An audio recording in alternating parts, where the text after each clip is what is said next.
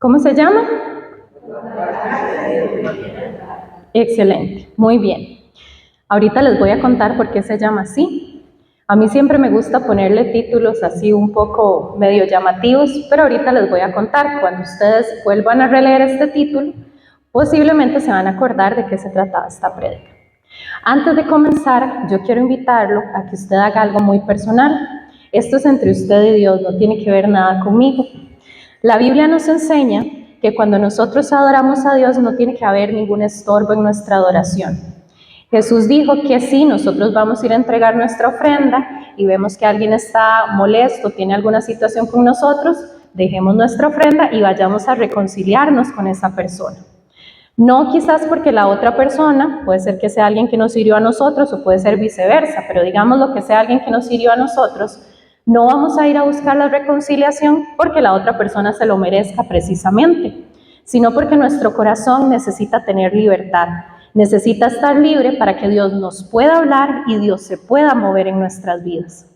Entonces yo le pido que usted tome un momentito y piense si hay alguna persona, algún familiar, algún amigo, algún vecino, alguien de la iglesia, cualquier persona, alguien cercano, a quien Dios lo ha estado inquietando a usted de que vaya y le pida perdón.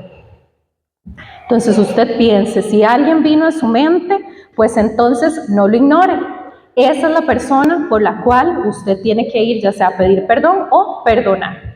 Entonces, yo lo invito a dar un paso de obediencia.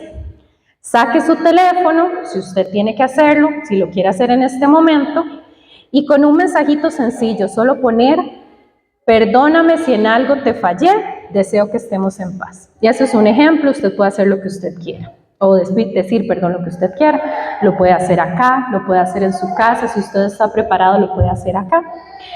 No importa si fue usted el que falló o fue la otra persona la que falló. Recordemos que el perdón no siempre va a ser justicia humana, sino que más bien el perdón es obediencia espiritual. Un mensaje que nosotros le mandemos a esa persona o ir a hablar con esa persona puede quebrantar ese corazón, por supuesto que sí, pero principalmente lo que va a hacer es que va a abrir nuestro corazón para que Dios nos pueda hablar sin ningún impedimento, sin ningún estorbo, sin nada en este momento. Muy bien. Ahora, si usted quiere tomar el paso ahorita, si lo quiere hacer después, ya eso está en su corazón, pero ahora le pido que escuche con mucha atención. Cuando nuestro corazón se libera, cuando la carga se suelta, entonces la reconciliación abre espacio. Y entonces nuestra adoración va a ser mucho más verdadera, mucho más profunda y mucho más pura. Y es ahí donde yo lo quiero llevar el día de hoy. Le pido que en su cuadernito, en su teléfono o en su tablet, donde usted esté tomando notas, escriba 3 palabras. Yo les voy a hacer una pregunta y usted va a escribir 3 palabras, es decir, 3 características. Esta es la pregunta. ¿Qué revela mi adoración cuando la vida deja de ser cómoda? ¿Qué revela mi adoración cuando la vida deja de ser cómoda? Entonces usted la puede escribir, puede tenerla ahí en su mente, si la pudieran escribir está excelente, para que no se les olvide porque al final la vamos a ocupar. Entonces vamos a dar unos segunditos para que usted piense y la pueda anotar. ¿Qué revela mi adoración cuando la vida deja de ser cómoda?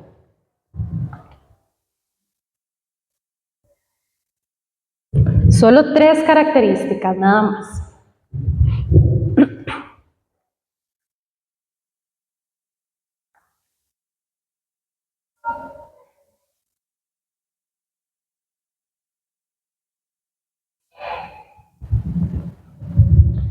Listos, pensaron en una, los que no están tomando nota pudieron pensar en una, al menos.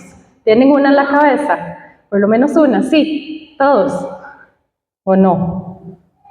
Doña Carmen, ¿ya usted tiene en su cabecita la respuesta? ¿Está pensando? Ok. ¿Rosita? Ok.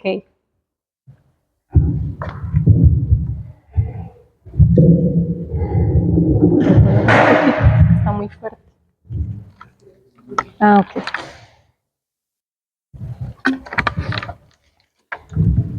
Teresita, ¿ya usted tiene su respuesta? Sí. Ok, muy bien, vamos a continuar. En esta serie se ha venido compartiendo sobre el propósito de la iglesia. La iglesia no va a ser fortalecida por los programas, las reuniones o las estrategias y actividades que se hagan, sino que va a ser fortalecida por aquel a quien adora. ¿Escuchamos eso? La iglesia no se fortalece por los programas, las actividades, las ocasiones especiales que se hagan, las reuniones especiales, sino por aquel a quien adora. La adoración bíblica no es un momento aislado en el culto, no es el tiempo que nosotros tenemos al inicio, donde cantamos, levantamos nuestras manos. Es parte de la adoración, por supuesto. Es un momento muy íntimo donde como hermanos podemos estar juntos, diferente a como lo hacemos en nuestros hogares, sí, por supuesto, pero esa no es la adoración en sí, sino que es una respuesta continua que yo tengo, que Rosita tiene, que Teresita tiene, que el pastor Will tiene, de quién es su Dios. Es una respuesta de quién es mi Dios. Esa es la adoración bíblica. Y la iglesia permanece firme aún atravesando momentos y circunstancias difíciles cuando la adoración está centrada en Dios. Cuando nuestra adoración se centra en quién es Él y no quién soy yo. Cuando se centra en cuán grande es mi Dios y no cuán grandes problemas tengo. No cuántas circunstancias tengo, sino cuán grande es mi Dios. La adoración no es el fin de los cristianos, no es el fin del caminar cristiano, sino que es lo que sostiene todos los propósitos. Cada propósito que tiene un hijo de Dios, la adoración lo está sosteniendo para que se pueda llevar a cabo. ¿Cuántos trajeron su Biblia? Sí, muy bien, los que la tienen en el teléfono también. Vamos a leer Hechos 16, 16 al 40. Vamos a ir haciendo unas pausas porque en medio de lo que vamos a ir leyendo, les voy a ir diciendo unas verdades sobre la adoración. Entonces, me avisan cuando ya estemos en Hechos 16, 16. Hechos 16, 16. En este momento vamos a leer en la traducción lenguaje actual.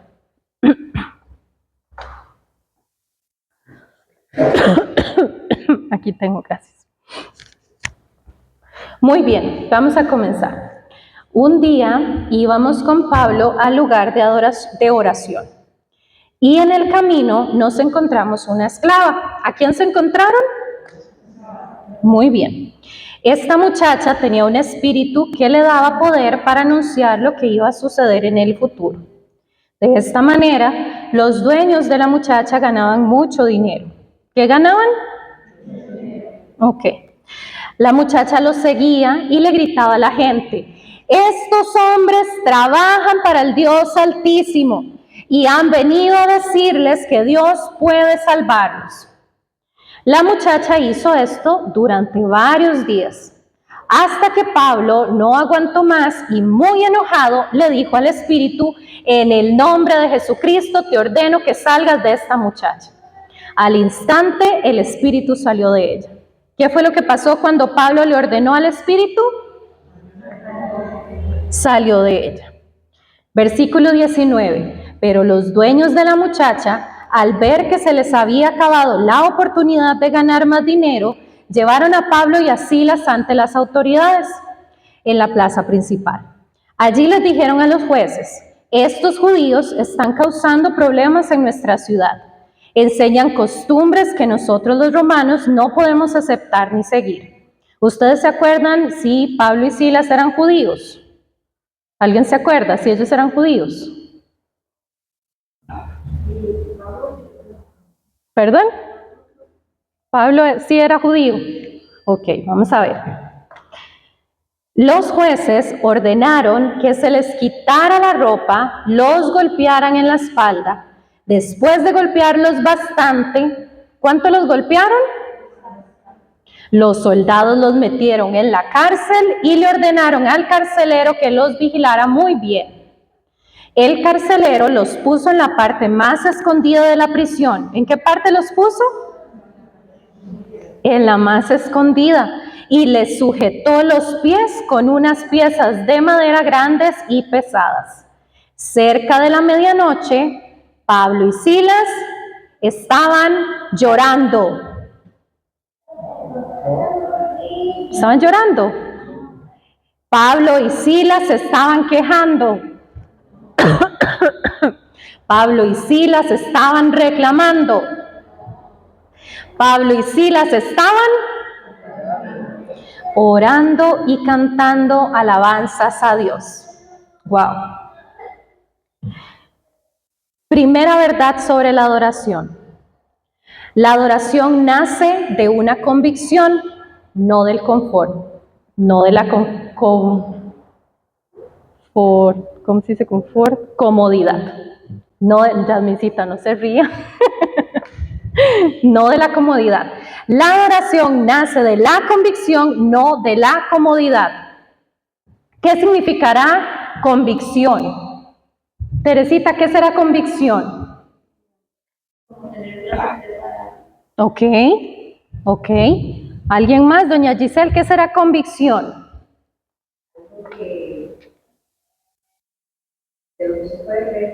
Ok.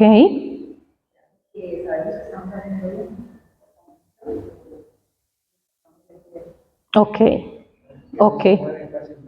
Algo, oigan eso, algo que no se mueve fácilmente. La adoración nace de la convicción. Una convicción es una decisión interna que nosotros tomamos, que no puede ser modificada ni movida por algo externo. O sea, si yo tomo una decisión y yo digo, yo voy a ir a esta iglesia, puede ser que vengan personas y me digan, ay, no, esa iglesia no, usted se va a hacer cristiano, uy, no, no se haga cristiano, pero yo ya tomé la decisión en mi corazón.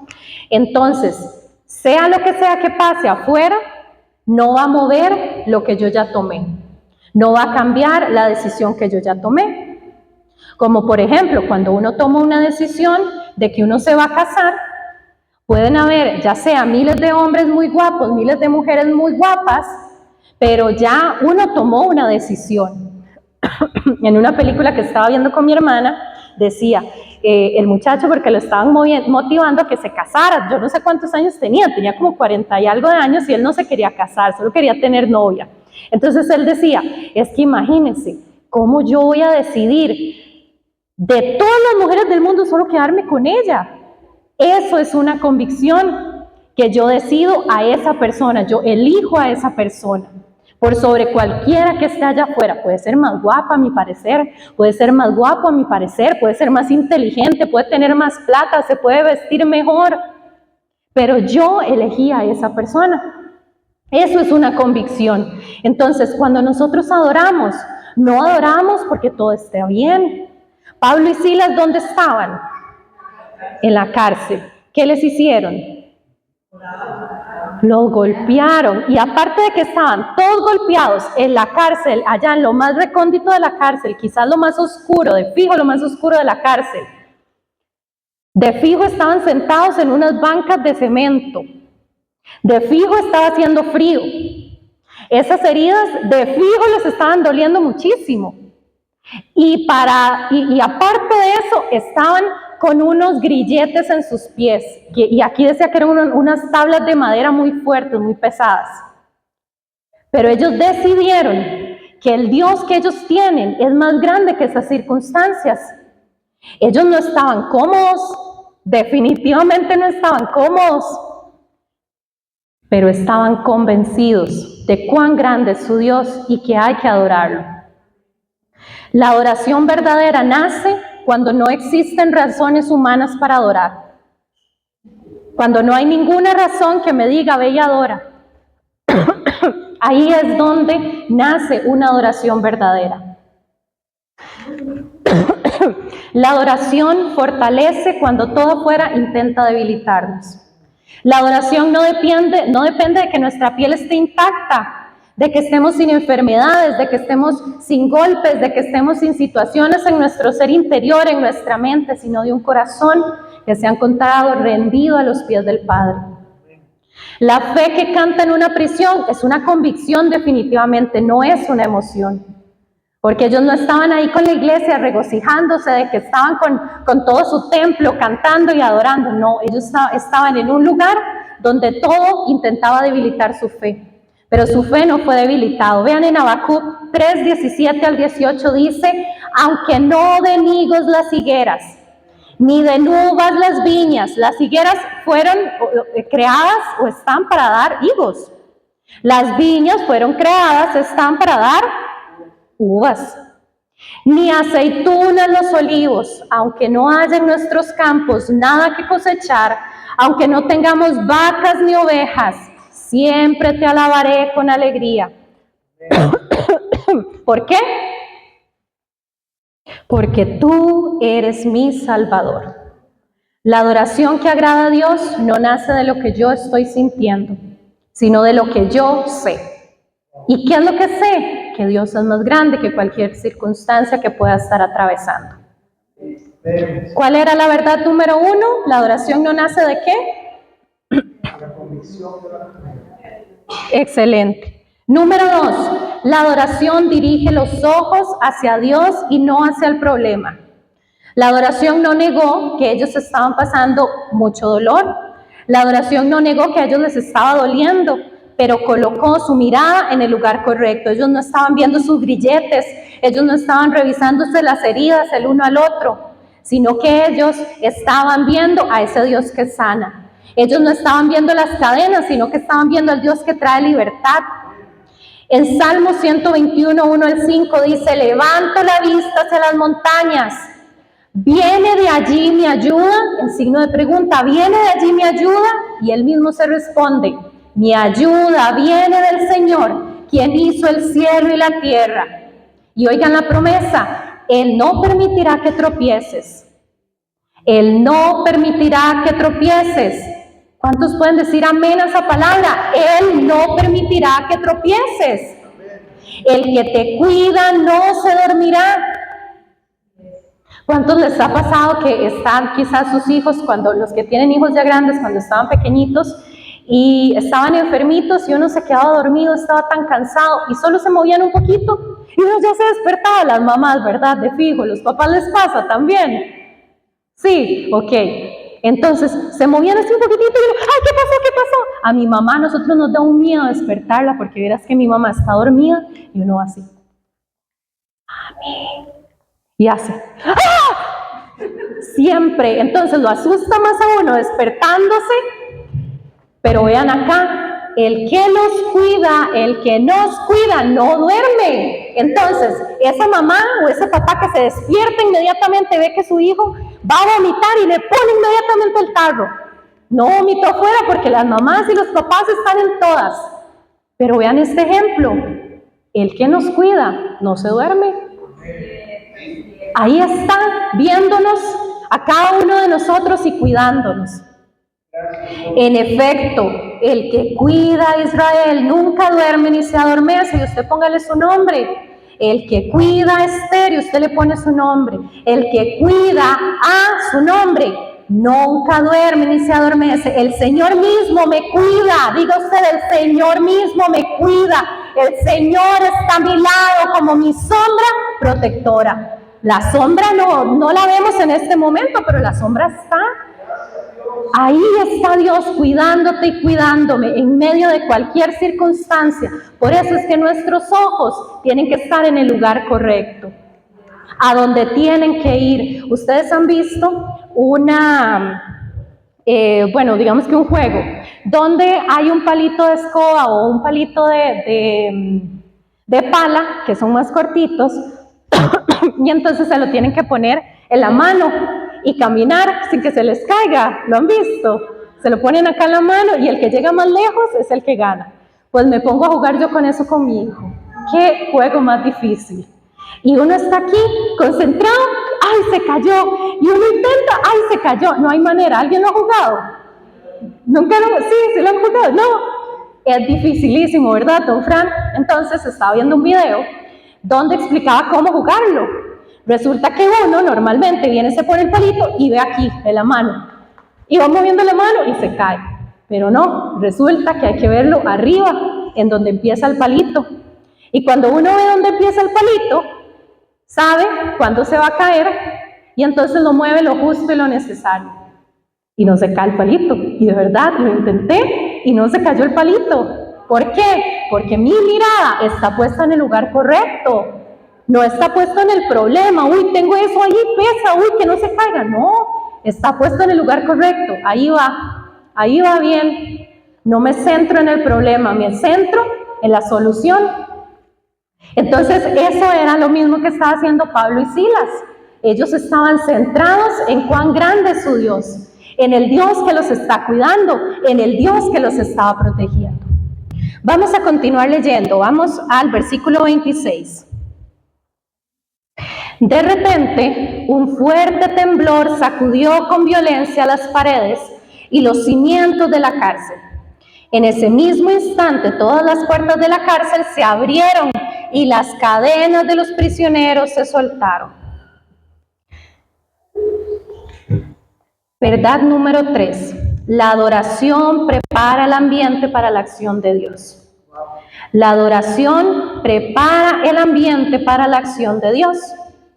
Dios hace temblar la tierra para confirmar la fe de sus hijos. Ese terremoto está ocurriendo justo después de que Pablo y Silas estaban adorando, porque Dios se va a manifestar en el lugar donde es honrado, donde es glorificado. Y eso no significa que nuestra adoración va a manipular a Dios, sino que va a abrir el espacio y va a preparar nuestro corazón para que Dios actúe conforme a su voluntad. ¿Conforme a lo que yo quiero? ¿Conforme a lo que le estoy pidiendo? No. Conforme a la voluntad que Él tiene, que es buena, agradable y perfecta. Y la adoración nos vuelve más sensibles a esa obra que tiene Dios, a lo que Él está haciendo.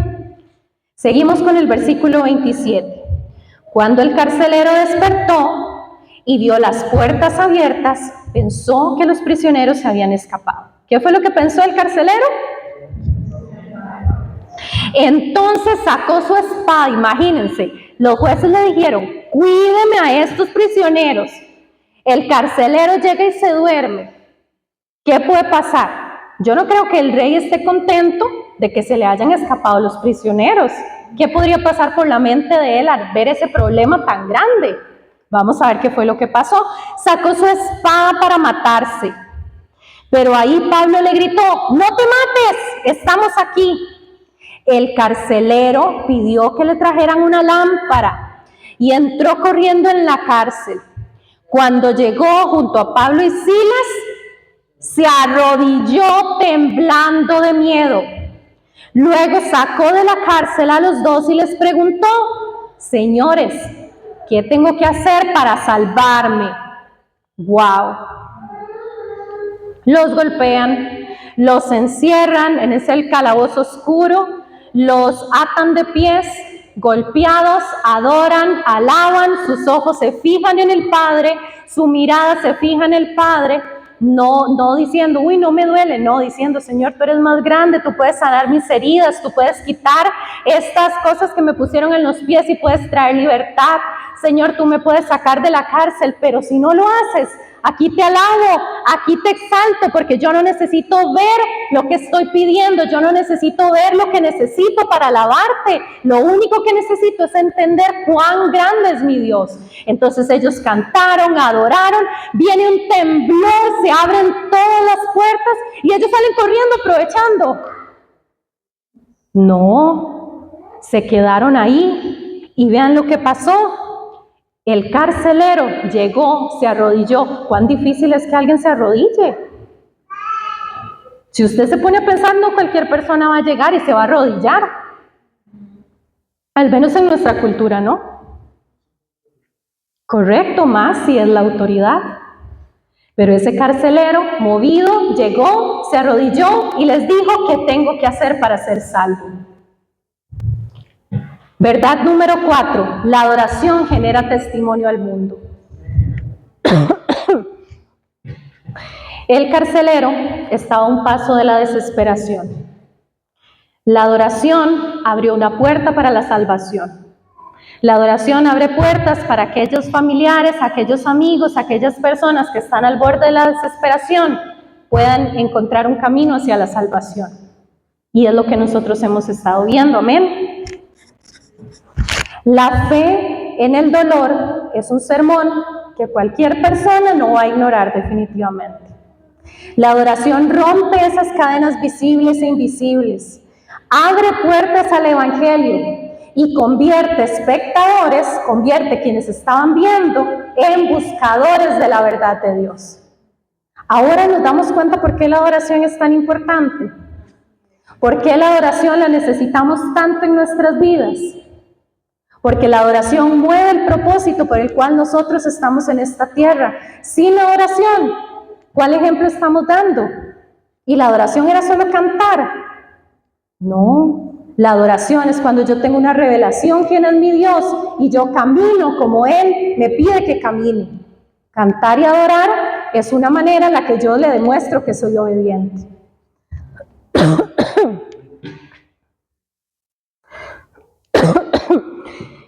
Mi reacción en una prueba predica más fuerte que una reacción que yo tenga en la victoria. ¿Han visto competencias en donde el número 1, el que ganó, está así? Y el número 2 está. ¿Las han visto? Porque la reacción que yo tengo en las circunstancias va a determinar o va a hablar más fuerte. Va a predicar más fuerte. ¿Cuántos hemos estado pasando circunstancias difíciles y demostramos en nuestra casa, ay no, es que me voy a morir, es que no puedo con esta situación, yo misma, todos? ¿Y que entonces qué le estamos predicando a nuestra familia? En cambio, cuando nosotros separamos nuestra mirada de ese dolor, le predicamos a nuestra familia que Dios es grande, que Dios es bueno. Y no porque estemos contentos de que estemos pasando una situación difícil, sino porque sabemos que los que amamos a Dios, todas las cosas. Amén. Seguimos leyendo versículo 31. Ellos le respondieron, o sea, Pablo y Silas le responden al carcelero, cree en el Señor Jesús y tú y tu familia se salvarán. Pablo y Silas compartieron el mensaje del Señor con el carcelero y con todos los que estaban en su casa. Después, cuando todavía era de noche, el carcelero llevó a Pablo y a Silas a otro lugar, les lavó sus heridas y luego Pablo y Silas bautizaron al carcelero y a toda su familia. El carcelero los llevó de nuevo a su casa y les dio de comer. Él y su familia estaban muy felices de haber creído en Dios. Vean qué bonito esto. Después, ellos compartieron el mensaje con el carcelero y los que estaban en su casa. Eso seguramente lo sacaron, lo llevaron a la casa. Y después, cuando todavía era de noche, el carcelero llevó a Pablo y a Silas a otro lugar y les lavó las heridas. O sea, el Padre no se olvida de tus heridas. El Padre no obvia que tenemos heridas. El Padre no dice, tienen que aprender a vivir con sus heridas y adorarme. No, el Padre es amoroso y viene y venda y sana y cura esas heridas para que nosotros podamos hacer su obra. Pero usa nuestras heridas para que nosotros podamos ser de ayuda a las personas que están pasando las mismas circunstancias que nosotros hemos atravesado. Porque no son en vano las cosas que pasamos, porque no son en vano las circunstancias que atravesamos. Pero vean que al Padre no se le olvidaron esas heridas. Verdad número 5. La adoración mantiene el corazón alineado con Dios. La adoración no va a terminar cuando termina nuestro canto y no se va a limitar solamente a un culto de domingo. Sí, es parte, por supuesto, pero no se limita, sino que se extiende a mi vida completa, a donde yo voy, en lo que yo hago. Esa es una adoración para el Padre. Un corazón que está alineado con Dios responde con misericordia y no con venganza. ¿Cómo respondo yo cuando alguien me ha hecho daño? ¿Cómo responde mi corazón cuando alguien me ha herido? Por eso hablábamos del perdón al inicio, porque es tan importante el perdón. Y créanme que Dios no solo le está hablando a usted, me habló a mí primero. Les voy a contar una historia, por dicha son poquitos, pero queda aquí entre nosotros, ¿verdad? Porque no es una historia que podemos andar contando, me lo prometen, que solo queda entre nosotros, que no van a ir a contar, no la vamos a subir. Resulta que cuando nos fuimos, ahora que fuimos a Chile, estábamos en el aeropuerto y ese aeropuerto se llena demasiado se llena. Entonces estaba sentada con Ari y con Mati Estaban dormidos los dos, estábamos en 2 sillitas y Willy y Mami estaban en otras 2 sillas. Willy y Mami fueron a comprar algo y pusieron los bultos de ellos, entonces los ponen ahí en el campo y normal, como una persona normal deja sus cosas y se va y luego viene y están sus cosas y se sienta. Pues resulta que viene, ya estaba tan lleno que no había campo para sentarse. Viene una señora, me va a salir un momentito de la grabación, viene una señora, ve que los bultos están puestos y pone el teléfono encima. Ya ahí yo me enojé, porque alguien tiene que tocar las cosas que no son de ellos. ¿Qué pasa si le roban algo? Era el bulto de Will, si le roban algo, si le quitan algo y yo con los 2 mocosos ahí alzados. Entonces pone el teléfono. Llega la hija y corre un poquito el bulto y se sienta. Ya quitaron una silla. Pues llega Willy, llega Mami, yo ya enojada, Mami, véngase ya, duró como 1 hora comprando unos manís, yo no sé qué, 1 hora duró. Y entonces ya yo estaba con la cara roja de la cólera y enojadísima estaba. Y entonces llega Mami, llega Will y le dice, Mami, es que ahí están mis cosas, ese es mi campito. Y hace la señora. Y se sienta. Se me salió el Rodríguez. Claramente yo no le iba a hablar feo, pero estaba muy enojada. Y yo cuando mi mamá llega y se sienta a la par mía, quito yo a Matt del campo, mi mamá se sienta, Will se queda así de pie, a la par. Cuando nosotros llegamos temprano y teníamos nuestro campo, y estaba yo. Es que ve la gente, que falta educación, las personas, Mami. La señora estaba así. Entonces más cólera me daba que no peleaba conmigo. Y yo, Mami, ve a esa vieja, qué falta de educación. Yo le decía aquí a Mami como para que escuchara. Qué señora más mal educada es que ve la gente que no tiene modales. Y Mami, ya hija, tranquila. Que no tiene modales la gente. La señora se levanta y se va a traer un café. Deja el espacio sin nada porque ellos quitaron los bolsos y solo se queda la hija y el esposo. Y entonces llega un viejito y una viejita y se sientan. Y hago yo, y me muero la risa, y me vuelve a ver la hija y sigue ella en sus cosas. Entonces me da más cólera que no me ponían atención, para que ustedes vean que como hijos de Dios nosotros también pasamos por circunstancias. No es que, somos exentos y amamos a todos, no. Y entonces llega el señor y le dice a la hija, es que verás que aquí está sentada una persona, y le dice el viejito, ay, de verdad, bueno, yo me levanto, y le digo, Mami, ves que si hay gente que es respetuosa y educada, y sigo yo enojadísima. Llega la señora y se sienta, pero vean, o sea, la falta de perdón, yo no sé, la ira. Yo tenía la cara roja del colerón que tenía. Y entonces le digo, Mami, vamos al baño. Mami, vean, no aguanto. Tengo tanta cólera que quiero ir a agarrar a esa señora a las mechas. Tenía tanta, pero tanta cólera.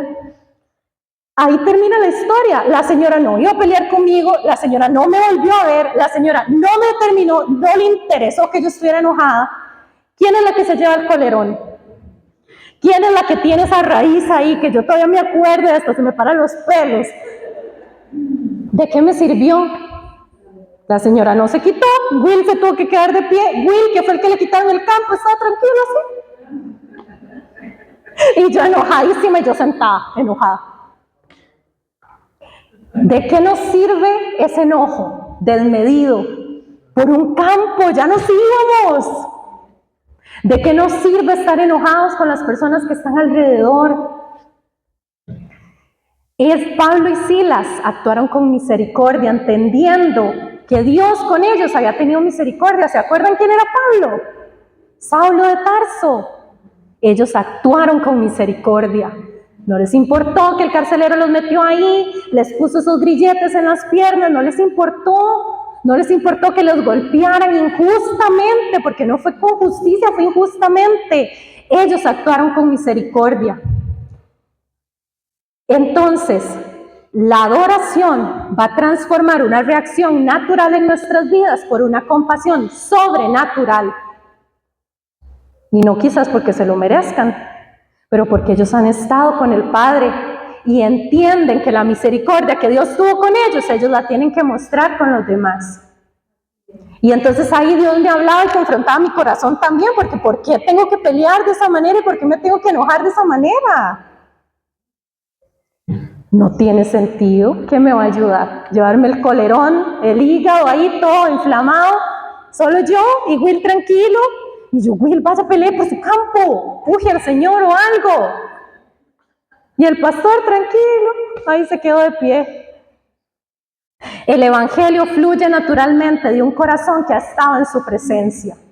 Ellos no tuvieron que decir, ok, respiramos, le vamos a ayudar porque Dios lo ama, aunque nosotros no. No, fluyó naturalmente. Cree tú y tu casa y serán salvos. Fueron, les predicaron, los bautizaron. La salvación transforma hogares enteros. No solo me transforma a mí, no solo transformó al carcelero, fue a su casa, les predicó a su casa y fueron salvos él y su familia.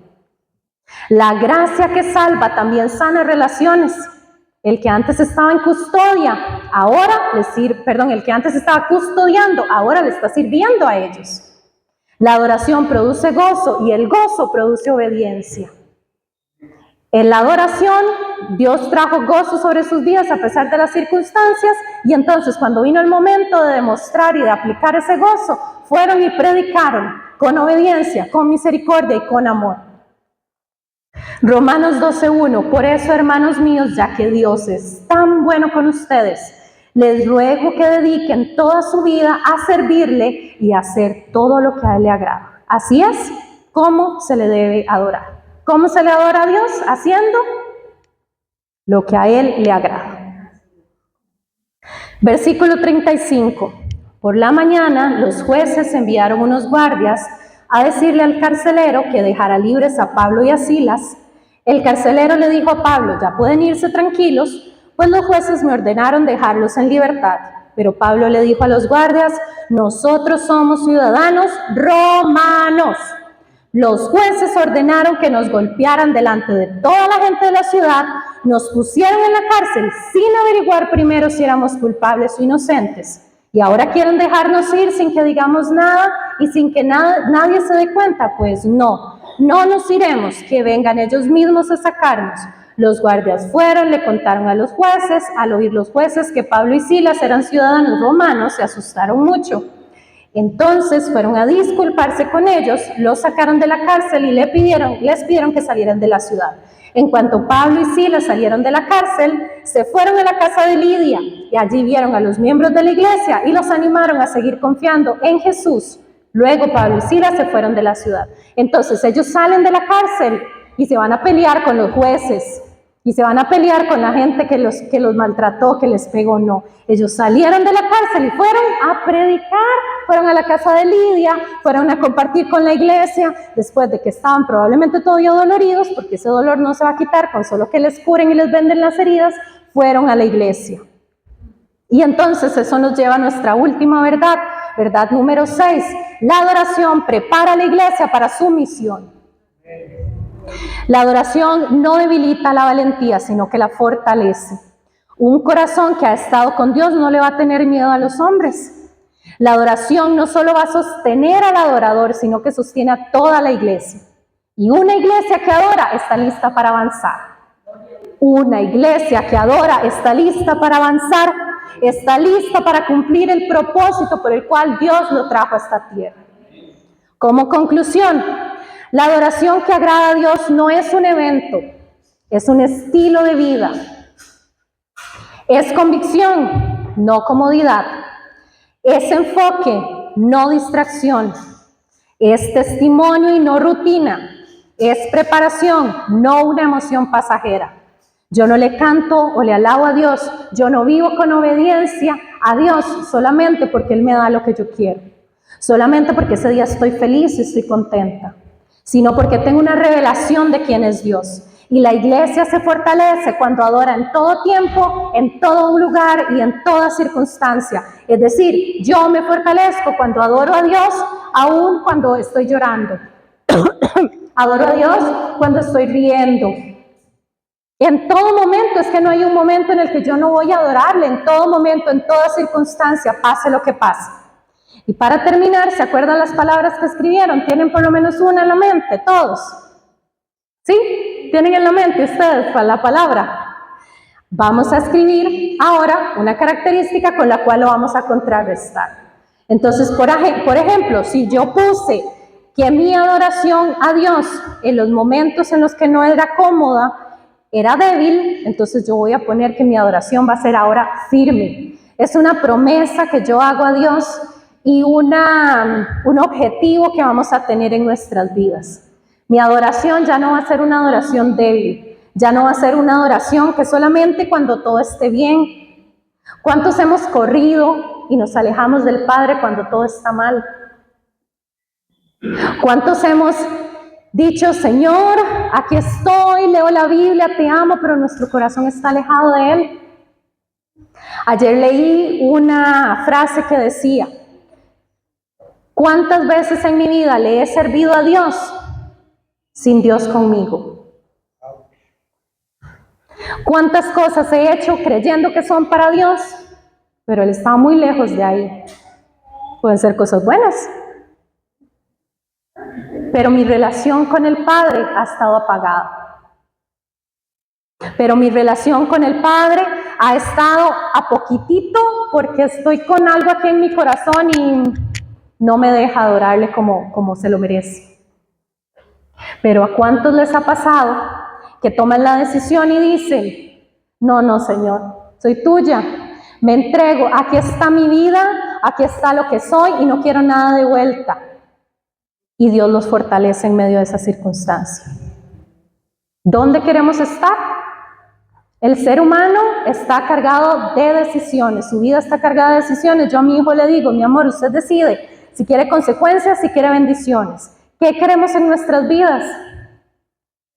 ¿Queremos estar mirando los grilletes o queremos estar mirando al Dios que puede dar libertad, sanidad?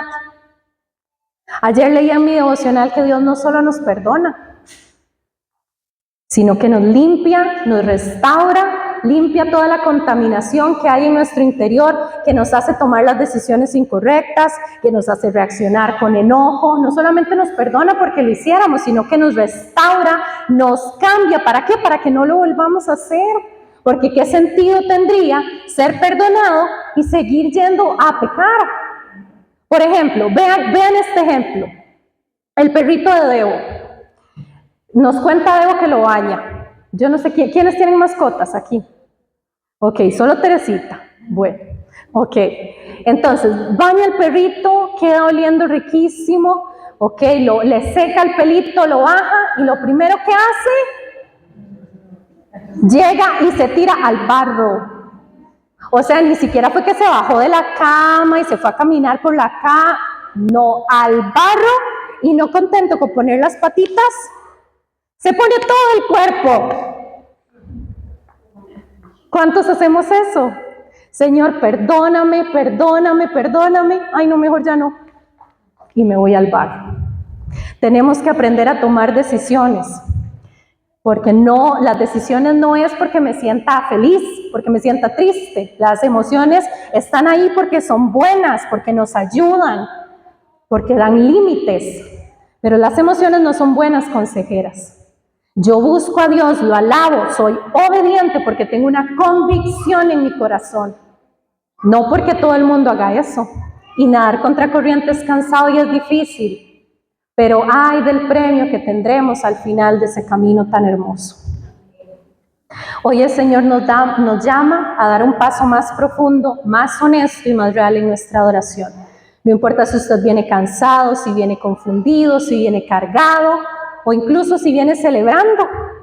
Lo que importa es cómo decidimos responderle a Dios el día de hoy.